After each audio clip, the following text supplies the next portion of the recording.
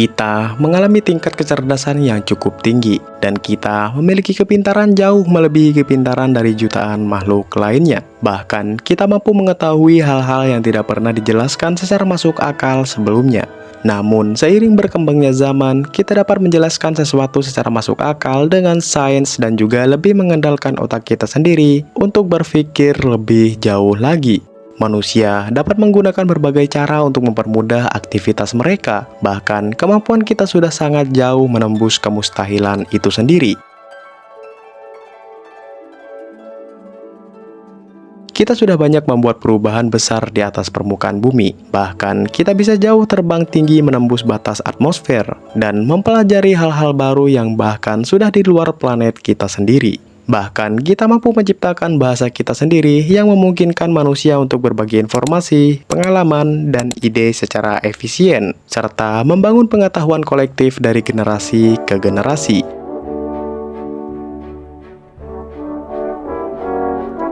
Dengan semua kepintaran dan akal yang kita miliki sekarang, tapi pernahkah kalian berpikir sepintar apa kita ratusan ribu tahun yang lalu? Sebelum kita memiliki akal dan kecerdasan seperti yang kita miliki saat ini, dulu kerabat dekat manusia hanyalah salah satu makhluk yang tidak jauh berbeda dibandingkan dengan makhluk lainnya. Bahkan, kemampuan otak mereka masih sedikit lebih rendah dibandingkan dengan kera modern. Mereka masih tidak memiliki pikiran yang logis, serta mereka cenderung masih memiliki ukuran otak yang kecil. Manusia awal ini masih mirip kera, namun mereka sudah bisa berjalan dengan tegak. Dan mereka disebut sebagai Australopithecus, yang hidup di Afrika sekitar 4 hingga 2 juta tahun yang lalu. Mereka juga dikenal sebagai kerabat dekat manusia. Australopithecus memiliki hubungan leluhur langsung dengan manusia modern, atau disebut juga sebagai Homo sapiens. Australopithecus memberikan pengaruh signifikan terhadap evolusi manusia, terutama dalam perkembangan ciri-ciri utama seperti bipedalisme. Selain itu, mereka digambarkan sebagai mata rantai penghubung antara kera dan manusia, karena menunjukkan perpaduan ciri-ciri dari keduanya. Pengaruh utama Australopithecus terhadap manusia modern terletak pada ciri-ciri fisik dan perilaku awal yang menjadi fondasi bagi evolusi manusia selanjutnya, dan menjadi awal penting dari transisi genus ke Homo, yang ujungnya mengarah terhadap evolusi manusia modern. Setelah masa Australopithecus berakhir, evolusi penting berikutnya masih terus berlanjut, dan perjalanan manusia masih sangat jauh dari kata pintar. Namun, setelah Australopithecus berakhir, muncul beberapa genus Homo yang akan menjadi awal kepintaran sebuah makhluk yang disebut sebagai manusia. Setelah berakhirnya Australopithecus, peran mereka digantikan dengan genus Homo baru. Mereka berkembang lebih pintar dibandingkan Australopithecus. Bahkan, mereka bisa membuat sesuatu yang tidak mungkin dibuat oleh pendahulu mereka. Genus ini sudah lebih berkembang dalam pembuatan dan penggunaan sebuah alat dari batu, dan mereka disebut sebagai manusia terampil, atau yang dikenal sebagai Homo habilis. Mereka hidup sekitar 2-1 juta tahun yang lalu di daratan Afrika. Manusia awal ini biasanya hanya menggunakan akal mereka untuk bertahan hidup, serta mereka hanya ada 2 pilihan saat mereka bangun di pagi harinya, yaitu, hari ini gua akan hidup atau mati. Kemampuan otak mereka cenderung hanya memikirkan cara agar mereka bisa tetap hidup lebih lama lagi. Tidak ada rencana, tidak ada mimpi, tidak ada pilihan, dan yang ada hanyalah naluri untuk terus hidup di hari-hari berikutnya. Sedangkan manusia modern tidak lagi hidup untuk sekedar bertahan, tapi hidup untuk berpikir, memilih, dan mencipta. Otak manusia purba cenderung berukuran kecil, reaksinya cepat, tapi memiliki pikiran yang pendek. Sedangkan otak manusia modern cenderung lebih besar serta dapat berpikir lebih jauh lagi, bahkan sampai ke masa depan yang belum pernah terjadi. Setelah masa Homo habilis berakhir, muncul versi manusia purba berikutnya yang memiliki tingkat level lebih tinggi lagi.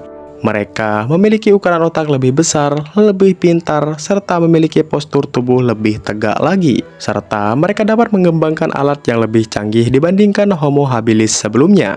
Dan sekaligus jadi manusia pertama yang keluar dari Afrika setelah jutaan tahun menghuni daratan tersebut. Serta manusia purba ini juga mampu memanfaatkan api untuk menjadi bagian dalam aktivitas diet mereka. Mereka tidak menciptakan api secara langsung, namun mereka memanfaatkan apa yang sudah alam berikan, entah itu dari sambaran petir ataupun kebakaran hutan purba secara alami. Tugas mereka hanyalah untuk menjaganya untuk terus hidup, dan kemudian seiring berjalannya waktu, mereka mampu membuat api dari ide mereka sendiri. Dan itu semua akan terus berlanjut terhadap perkembangan evolusi manusia purba berikutnya. Dan nama spesies manusia purba ini disebut sebagai Homo erectus. Homo erectus hidup sekitar 2 juta hingga 200.000 tahun yang lalu, menjadikannya salah satu spesies manusia purba yang paling lama bertahan, dengan fosil tertua ditemukan di Afrika dan fosil terakhir diketahui ditemukan di Indonesia. Setelah berakhirnya era Homo erectus, muncul juga manusia purba lainnya seperti Homo soloensis, Homo wajakensis, dan juga Homo floresiensis. Ketiga spesies manusia purba tersebut semuanya ditemukan di Indonesia, seperti Homo soloensis yang fosilnya ditemukan di Solo, dan menjadi alasan kenapa manusia purba satu ini disebut sebagai Homo soloensis. Sedangkan Homo wajakensis fosilnya ditemukan di daerah Wajak, Jawa Timur, dan juga menjadi alasan kenapa manusia purba tersebut dinamakan Homo wajakensis. Serta Homo floresiensis juga dinamakan sesuai dengan tempat di mana mereka ditemukan.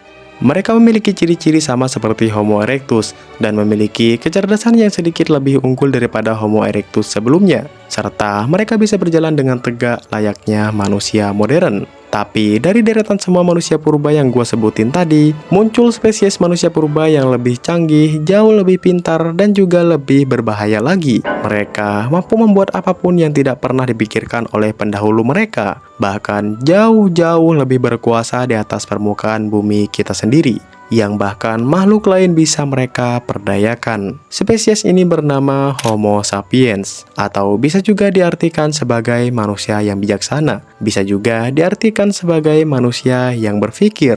Mereka adalah kita, dan kita adalah Homo sapiens, makhluk yang banyak membuat perubahan di atas bumi kita sendiri, entah dari budaya, teknologi, sains, dan bahkan mampu berpikir lebih jauh lagi menembus masa yang sebenarnya belum pernah terjadi. Spesies Homo sapiens ini pertama kali muncul di Afrika sekitar 300.000 tahun yang lalu dan menyebar ke seluruh daratan di dunia ini. Hampir tidak ada perbedaan antara kita dan Homo sapiens, karena Homo sapiens itu adalah kita sendiri, dan kita adalah hasil dari evolusi yang berlangsung selama jutaan tahun yang lalu.